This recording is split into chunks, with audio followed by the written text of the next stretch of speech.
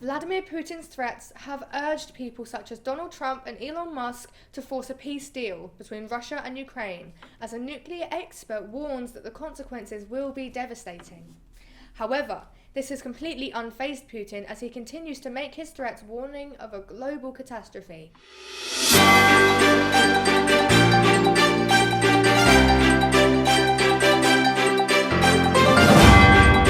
If NATO were to interfere with the war.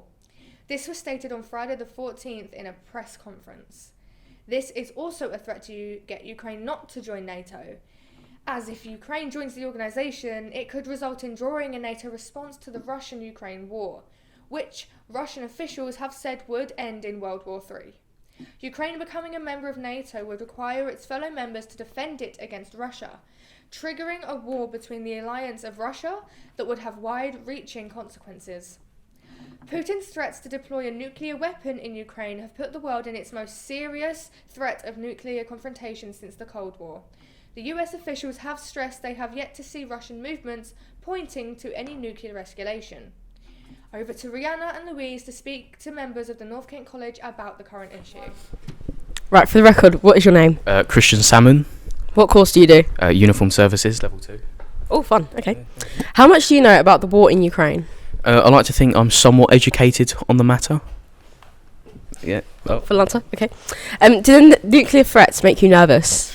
Well, it probably keeps me up, up at night a couple of times a week, because I like my life. What I've got going on right now, it's a good thing. I'd much rather not die. So, yeah. Fair analysis. And do you think Putin will actually follow through with his nuclear threats? Considering he's been, the president of Russia for about 10 years now, and he kills off his competition, I feel like he likes to go through with things quite a lot. So I want to say a high possibility that he might, but who knows? Thank you. Okay, so what is your name and what course do you do? Ronnie Whiffen. I'm on events management and hospitality. How much do you know about the war in Ukraine? Quite a bit. Keep up with it. Do the nuclear threats make you nervous? Not at all. Do you think Putin will follow through with these plans? Nah, he's a bit of a wet flannel, that guy. I don't think he'll do anything. Right, what's your name and what course do you do? My name is Vinny Watch and I do personal training and sports therapy. Okay, how much do you know about the war in Ukraine? Not a lot. Do the nuclear threats make you nervous? Not a lot.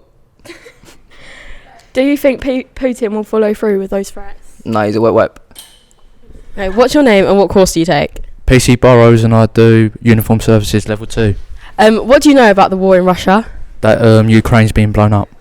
And have you seen about Putin's threats and do they make you nervous? No, but I think Putin's an absolute idiot.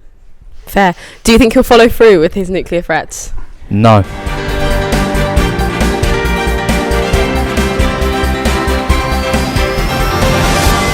Saturday the 15th, a man in his 20s was rushed into hospital after being stabbed in Hackney on Upper Clapton Road at 1:20 in the morning.